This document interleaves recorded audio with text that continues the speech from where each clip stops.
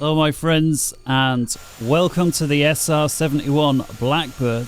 We're here in not so sunny San Francisco, lifetime live weather, going up for a quick spin in this aircraft. This is actually the second time it's been updated since it came out. So it came out a few days ago. I got it a couple of issues, day or two later there was an update, and there's just literally been a second update. So that's what you see here.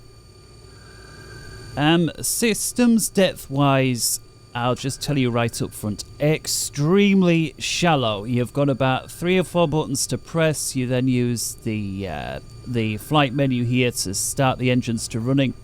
I'm not sure if that is an early access only thing or if that's the way it's going to be for this aircraft. Let's go ahead and put some more lights on and we'll make a start therefore. There we go, I think that'll do. Let's just have a look. Do we have the external lights? Yes, we do. And so let's begin.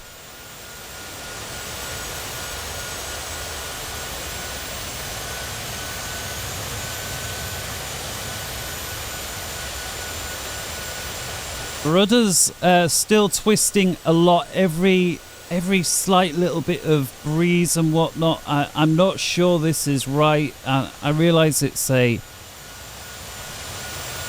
sort of flight control system, but the rudders just don't seem quite right to me, twisting like that while the aircraft's just in taxi mode. Okay, we do have this beam. So I've taken the liberty of binding actually a sort of a move left and right with my head on the joystick. Those of course using track AR or VR, this will not be an issue. Okay, let's come to a full stop then, and we will turn nose wheel steering off once we get a little bit of speed on the way. We'll go ahead and put the landing lights on. We will refuel in this mission, so I'll show you air-to-air refueling. It's not as difficult as it may sound. And then we'll dump some fuel and then we'll find our way to some sort of airfield. I do believe, does it have, do you know what, I'm not going to guess. On the nav radio we'll just use this one here, which does work, but what I will say is the screen is incredibly small, as you can see. So at normal sort of view like that, you're never going to be able to read what's on that screen. You're going to have to come all the way in. The other option is, of course, that you remove all the indicators and leave only your flight route, which you can program in. This is just the watered down, simplified Xplane FMC, but it works. You know, you can do your waypoints and runways. Okay, enough chatter. Let's wind them up and go.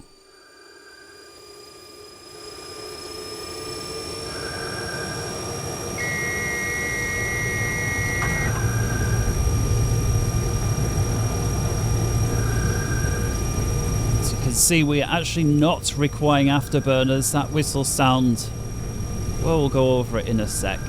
Let's get rid of nose wheel steering.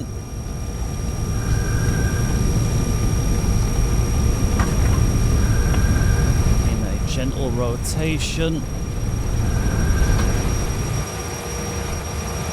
And she's up. Wheels in. There are no flaps or speed brakes. There is, however, a trim and a simple autopilot. Let's get a flyby.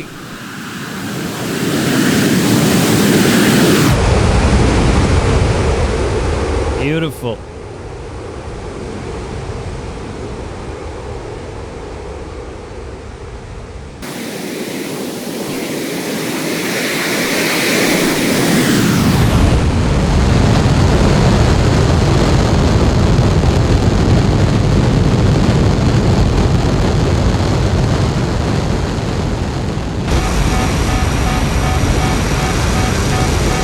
Bit of an overspeed warning there, but you know what? We'll ignore it just this one time. Let's get a flyby now.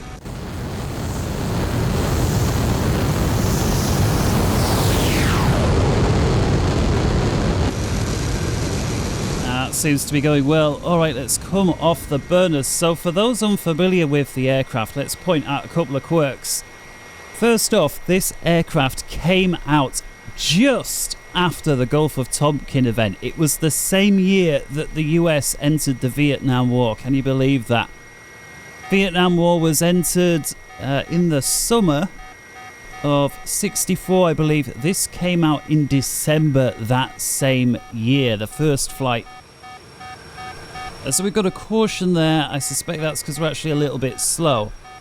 So this will actually be a great opportunity to point out this little quirk with the throttles. So first off, we've got 2 engines, 2 throttles. Notice here we've got counters. You can only ignite the afterburners so many times per flight. And so what that means is, I'm currently in mil power.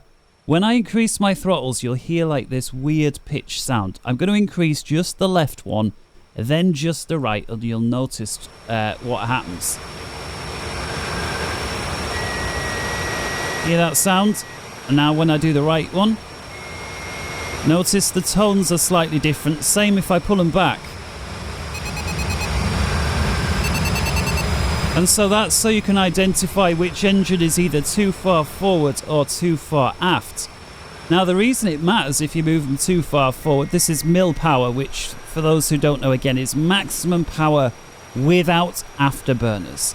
If I break through this whistling, I get the afterburners, but then again I lose one of these. Even if I just light them for 2 seconds, I still lose one of the relights.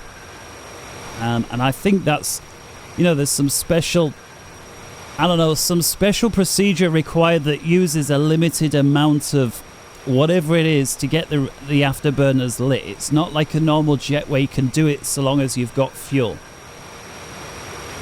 To refuel the aircraft is quite simple. You just need to be like now, I believe it's 26 to 30,000 feet, and you see we are right there. There's actually no 1,000 foot, well, there is a 1,000 foot indicator. It's this big one. There's no 100 foot indicator, should I say. So right there is 28,000 feet.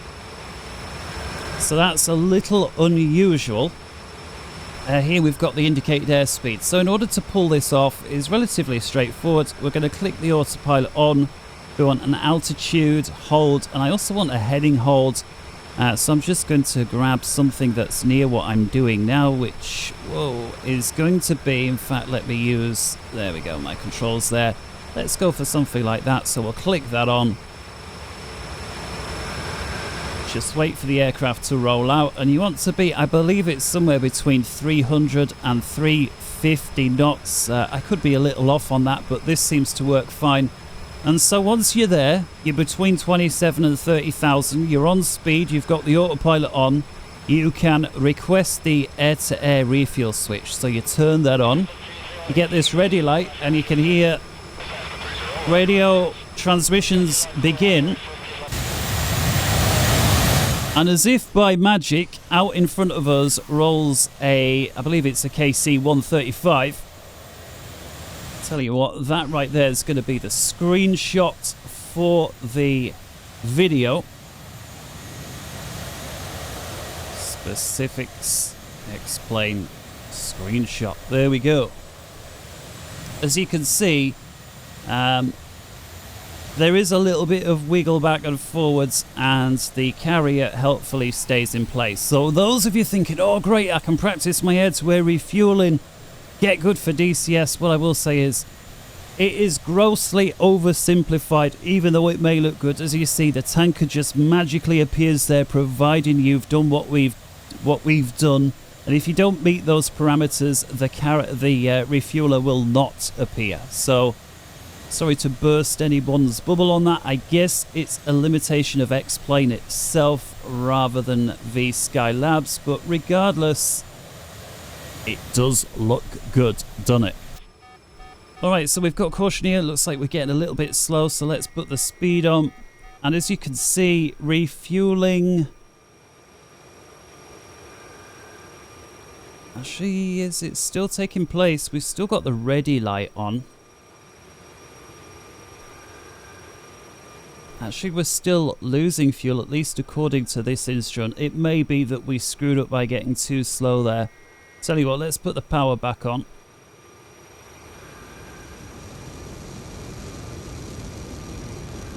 Okay, see, still there, even though we're in afterburner. So again, you want to try and do this as little as possible. So if you hear the whistle, that's the sign to pull back unless you actually want afterburner.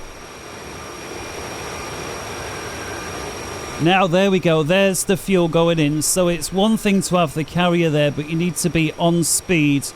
And the fuel, I mean, it refills ridiculously quickly. We've got, what's that, about 1,000 pounds of fuel every second, but that's fine. Okay.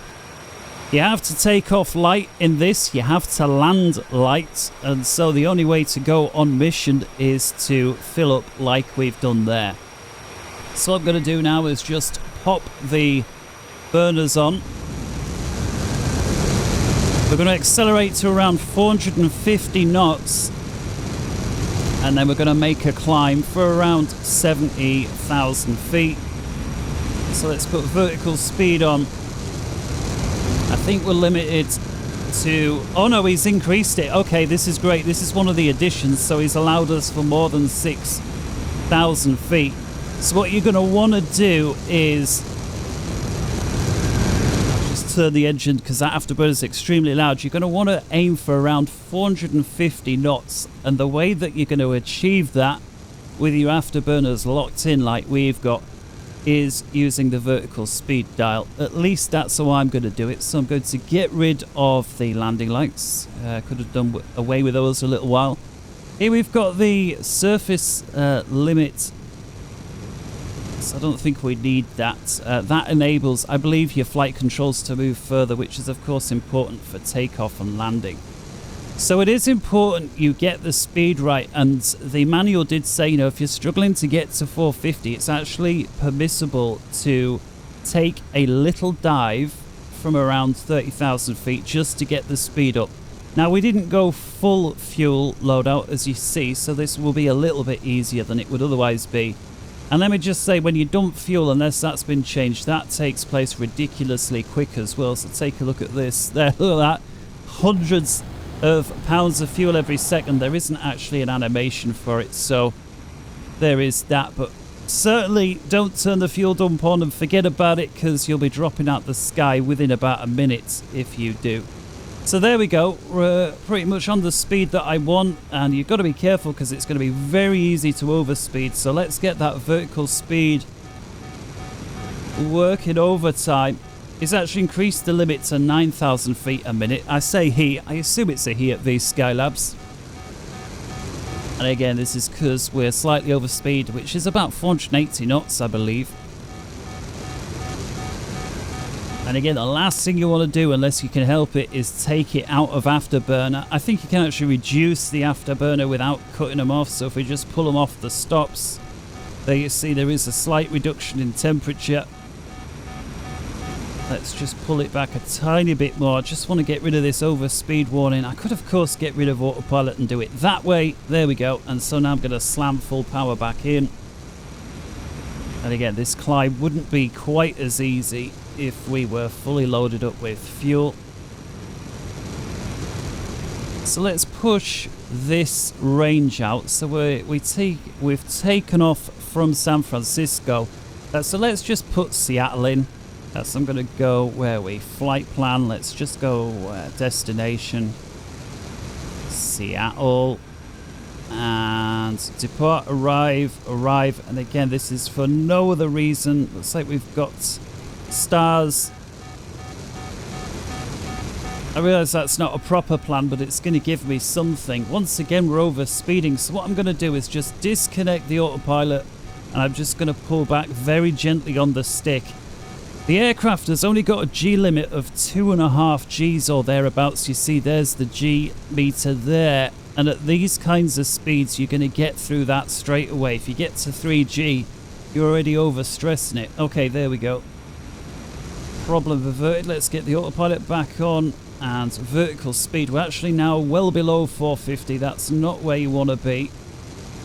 Mach, we're at 2.06 and rising. The airspeed now dropping ways off, so we're going to have to get rid of vertical speed.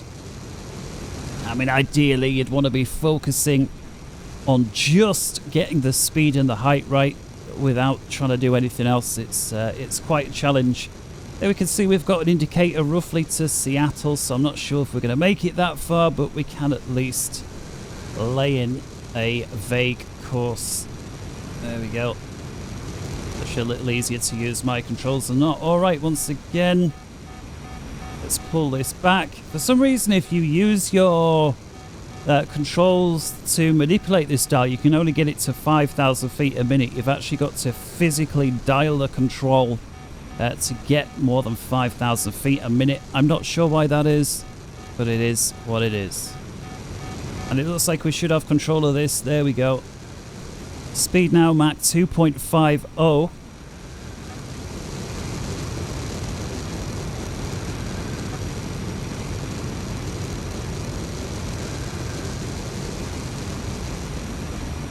I'm going to try focus on this a little bit. 2.50. There we go, 60,000 feet.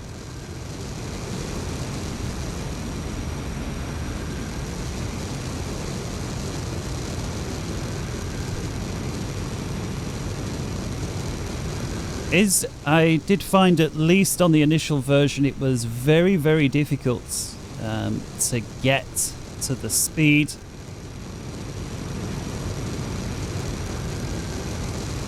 You can see indicated airspeed, that's dropping off.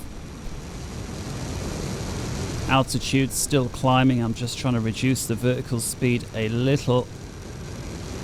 Max stuck on 250. Let's get a flyby.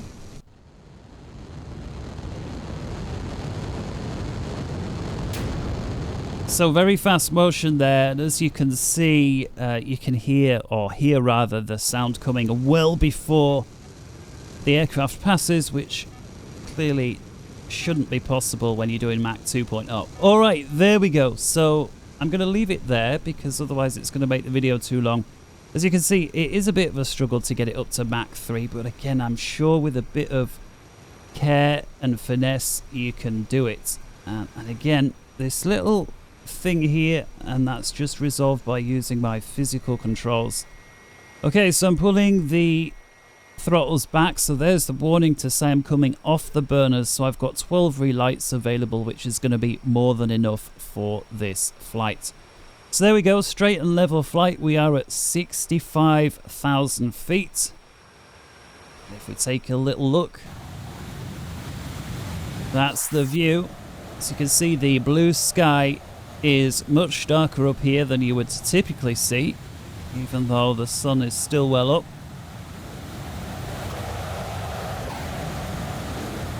I just wonder why there couldn't be a bit more of a glowing effect around the sun.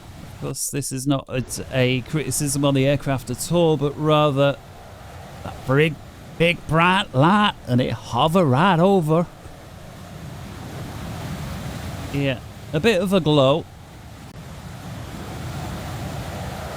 And again, the clouds that Xplane has normally look brilliant, but there is this slightly weird effect where the really good clouds are joined with the overcast layer.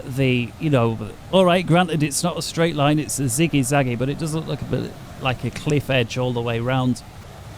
I'm sure that can be improved at some point.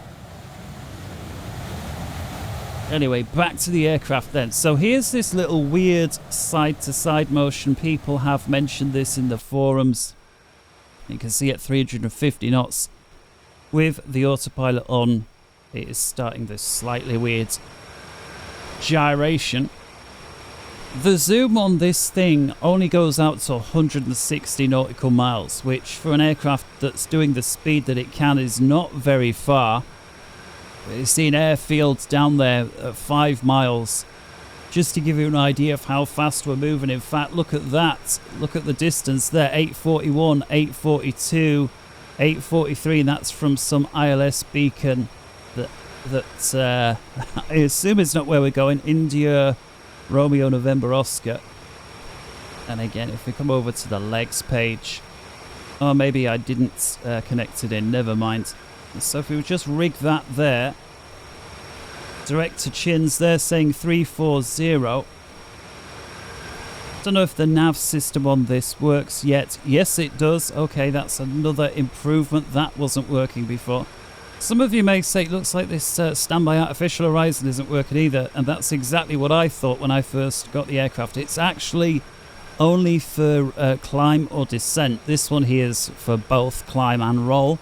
So it's a little bit weird. The button here, as with a lot of buttons in the aircraft, does not work. Can't manipulate it.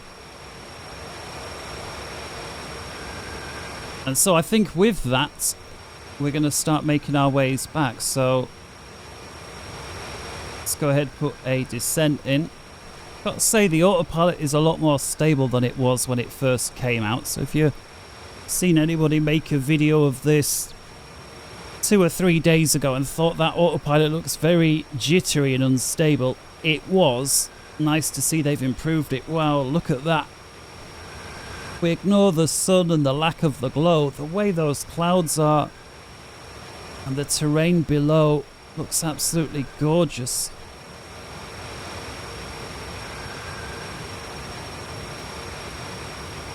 It's one of those circle farm things that you see in America. Me having never been to the USA, but I have seen those circular farms. I assume it's so in the middle you can have a pole and this watering wagon can just ride around it in a circle. I assume that's what it is. Right, let's disconnect autopilot altogether, and what we're going to do is just look for an airfield that's nearby. So let's turn the airports on. We'll turn the VOR locks off so we don't get confused. Looks like there's a couple right behind us. And so let's roll it over. And again, it can be tempting to pull the throttles all the way back, but if you do, you risk the engines cutting out. And you do get that little alarm as well. So and with engines as big and as powerful as this on an aircraft, you don't want to be slamming the throttle back and forth in any case.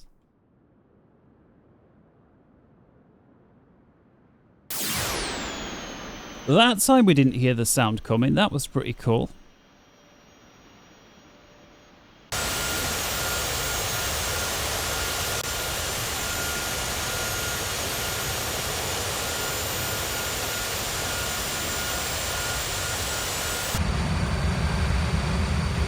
And so with as near idle thrust as I can get it,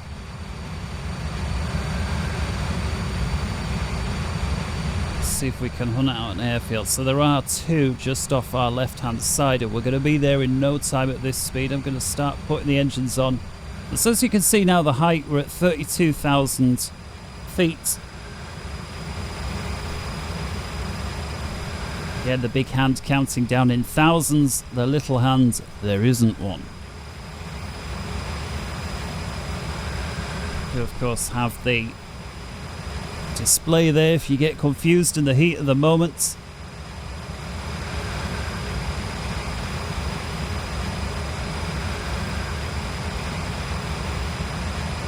Easy to do when you're in IMC conditions. And we're very near the maximum speed there of about 480. It's less than 500 knots in any case. So here we go, heading straight towards our first potential airfield. And I'm just going to take a visual peek. If it's unsuitable, we'll have a look at the map. And I will say, as with the other aircraft that I reviewed recently, the F-104 Starfighter by Marta. This is, of course, the SR-71 Blackbird.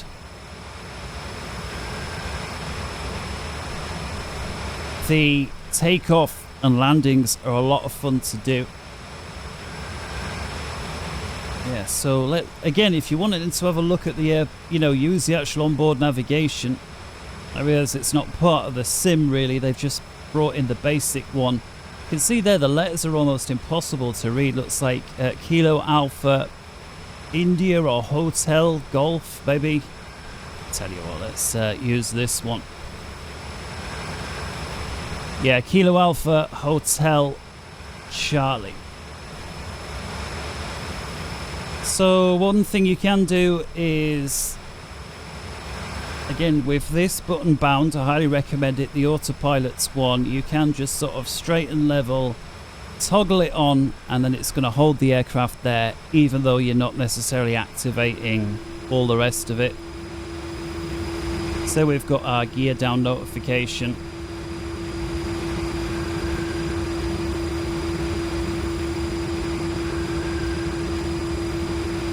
Flight plan. Kilo, Alpha, I think, what's it, Hotel Charlie, was that what it was?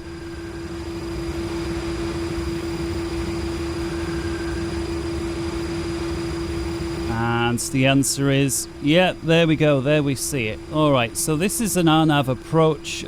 I wouldn't like to try flying it as an RNAV, but it's going to give us, again, just a visual depiction on this screen here which way we need to go.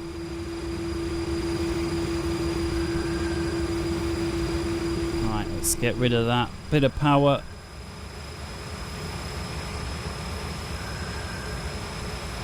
So in terms of, you know, if you're thinking of buying this for yourself to have a play with, I would say if you like your system's depth and that's what you're after, give it a miss. If you like the novelty of high speed and the sounds are, you know, the sounds are reasonable and all the rest of it, then go for it. In terms of looks, certainly from the outside, I think it looks really good.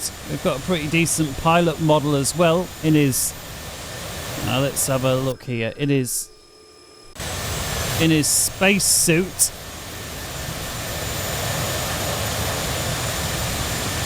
Forgot there was actually a second guy in back there doing the radios, but as best I'm aware, that serves no function in this.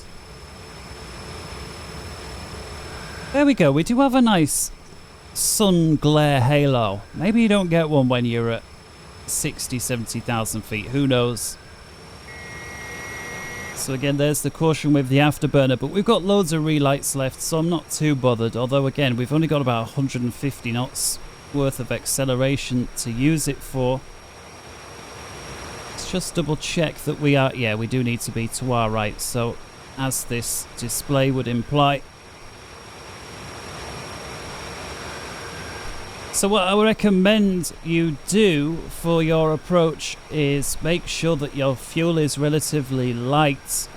Less than 20,000 would be a good start. And don't forget, if you do feel like you're running out of fuel, you can always climb upstairs again and get the tanker back on.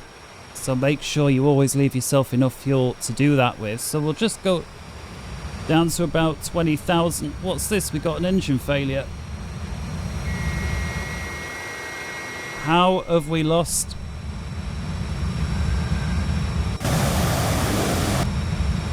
Have we lost one of the engines? We're going to have to get the fuel transfer or something on somewhere.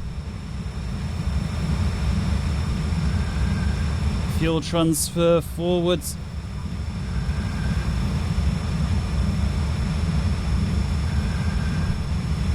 I'm not sure what to do. Let's get the restarters. I really don't have a clue here. Not happened before. Oh well, this will be fun then. Single engine ops. Let's. Yeah, that one engine is winding down.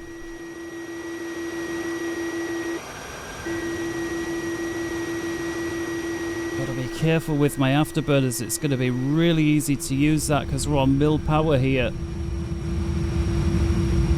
See there, the speed running out. Everything else we're going to have to leave for now. Looking very Nevada-ish outside, although I don't think we're there. Yeah, speed is definitely running out, so we're going to have to put the afterburner on. And what I'm going to do is use it to get a little bit of height and energy, needing a little bit of left rudder here to offset that asymmetric thrust.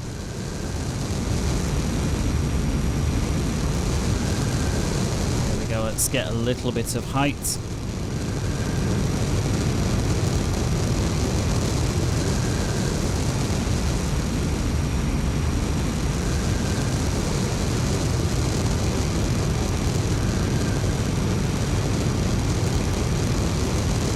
come off the burners then. Have a quick glance across. See if we see anything yet. Shouldn't be too far away. We'll get the scale down. So what's this, about 5 miles? Okay, runway in sight, just to 2 o'clock here. It's right next to us. So I think what I'm going to do is continue straight ahead and then do a right-hand circle all the way down. And we'll see if we can get this down on a single engine. Again, I'm not entirely sure what went wrong, but I must, in my fuel dump, it must have favoured one side over the other.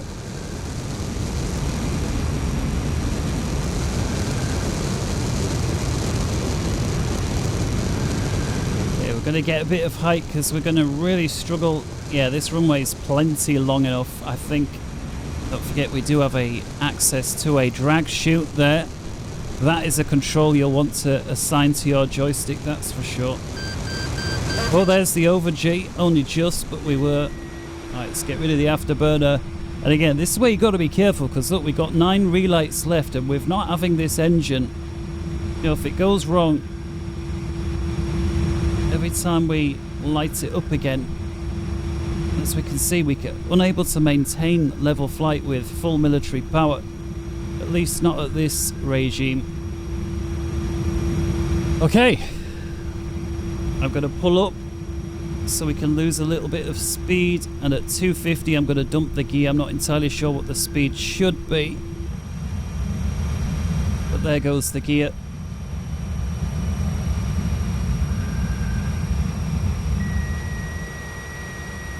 I'm going to keep the throttle right up until that whistle. I'm not pushing it through. And again, that is the whistle warning me of the afterburner. So there's the runway in sight. We're continuing this turn.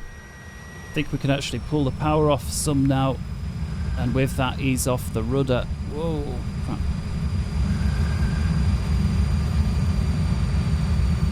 Here we go then. Speed's dropping off already, so I'm going to put a bit more power on. I really don't want to have to use the afterburner if I can help it.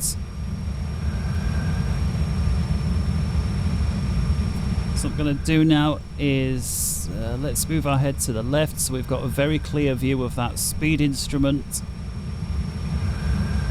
Actually, that sun glare is a little bit off-putting. Hopefully we can make it. Again, I'm needing that left rudder now a little bit again to offset that engine. Maybe a bit of crosswind as well. Let's switch over. That's a better view.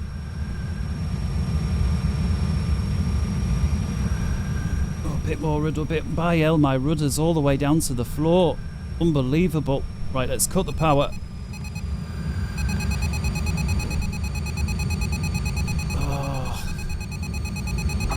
Down we go. Oh, let's pull the drag chute, and with it we're going to stop very, very quickly.